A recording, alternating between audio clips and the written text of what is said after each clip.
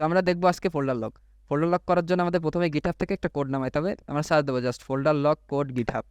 GitHub না লিখলেও চলে আসবে, অসুবিধা নাই। তো আমরা গিটহাব থেকে যাই, এখান থেকে আমরা এটাকে জাস্ট একটা ইকো থেকে একদম শেষ পর্যন্ত কপি করব, ইন পর্যন্ত। আচ্ছা, এটা রেকর্ডেড থাকবে, যে পারবা না বাসায় যাবার দেখে নেবে, অসুবিধা কি, আমার ভিউ হবে। তো এখানে আমরা লিখবো ফোল্ডার লক 2, ওপেন করলাম।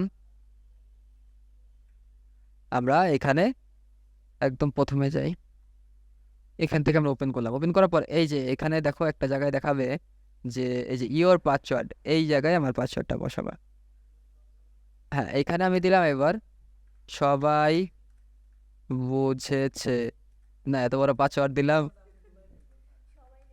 সবাই পাগল,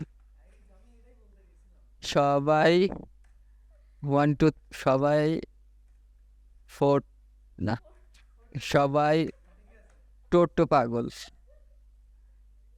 পাগল দেখলে কেমন দেখা যায়, সবাই টোটোপুরি পুরি। ঠিক আছে, এরপর আমি এটা কি করব, ফাইল সেভ অ্যাজ।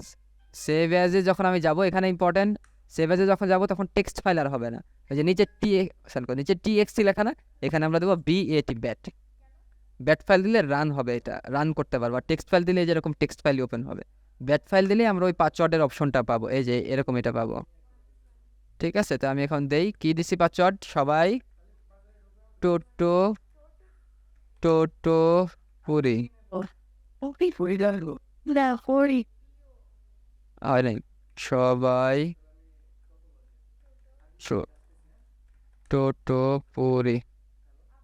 আচ্ছা, এখন কথা হচ্ছে, আমি দেখো এটা ক্র্যাক করাও দেখাই দিই। মানে ক্র্যাক করা কি, কেউ সাপোজ, হ্যাঁ হ্যাঁ আমি বুঝাইতেছি। সাপোজ ক্র্যাক করাটা কি, পাসওয়ার্ডটা যেমন কেউ একজন তুমি জানো যে এইভাবে ফোল্ডার লক দিয়ে রাখছে, এখন তার পাসওয়ার্ডটা তুমি কিভাবে জানবা? জানার দরকার আছে, তার পাসওয়ার্ড তোমার জানতে হবে। তুমি যে ওভার স্মার্ট, তাকে বুঝতে দিতে হবে, বুঝা যায়? তুমি তার থেকে বেশি স্মার্ট, কারণ সে এরকম করে দিয়ে রাখছে। এখন এই যে আমি আমি জাস্ট কি করব, রাইট ক্লিক করব, শো মোরে যাব, এখান থেকে এডিট বাটনে যাব। এই যে এখানে কি পাসওয়ার্ড দিছিলাম আমি, এইটা কিন্তু এখানে দেখতে পারবো। সবাই, আমি সবাই দেই নাই, আই দিয়ে দিছি, কিন্তু আমি লেখার সময় লিখছি সবাই, আর এখানে দিছি সভা। তা আমি এটা জাস্ট আমি কপি করবো, কপি করে আমি কেটে দেবো, আমি কিচ্ছু করবো না। দেখো আমি কিন্তু কিছু করি নাই, কপি করছি আর এখানে কন্ট্রোল ভি দিয়ে পেস্ট করে দেবো। ও ম্যান, হলো কি এটা? হ্যাঁ শেষ, এইটা সবাই টেস্ট করেন, ওকে। তো আমি এই ফোল্ডারটাই আবার লক করি। কোন সময় যেন কি একটা চাইছিল, আমি কেটে দিলাম। এখানে আনি, কি যেন একটা ইম্পর্টেন্ট ফাইল রাখলাম এখানে।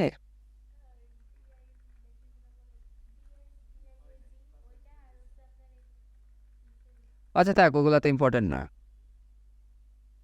এই যে আসলো, এই যে আছে, এটা অ্যাকুরেট। এই দেখো এখানে, দেখো এখানে আমরা ভিতরে দেখলাম না, নাই অ্যাকুরেট যেইখানে তোমার এটা ছিল, ওইখানে যদি কেউ না নিয়ে এসে অন্যখানে খোলে তাহলে পাবে না।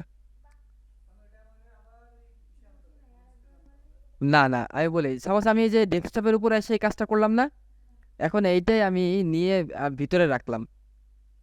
সাপোজ এই যে আমি এখানে রাখলাম, এখন এইখানে যদি কেউ এসে এটাকে ওপেন করে ফেলে, বাই চান্স কেউ ওপেন করে ফেললো, তাইলে তাইলে আর ভিতরে যে ইনফরমেশনটা আছে এটা দেখাবে না।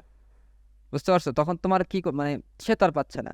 তুমি যখন আবার যাবা তখন তুমি লক করে এটাকে ডিলিট করবে না কিছুই, লক করে সুন্দর মতো এটাকে, যেখান থেকে এটার অরিজিন মানে বুঝো তো, মূল যেখান থেকে আমি শুরু করছিলাম সেইখানে আমি এটাকে ছেড়ে দেবো। এরপরে এখানে যখন আমি এটাকে খুলবো, আমি আমার জায়গায় ঠিকই পাচ্ছি।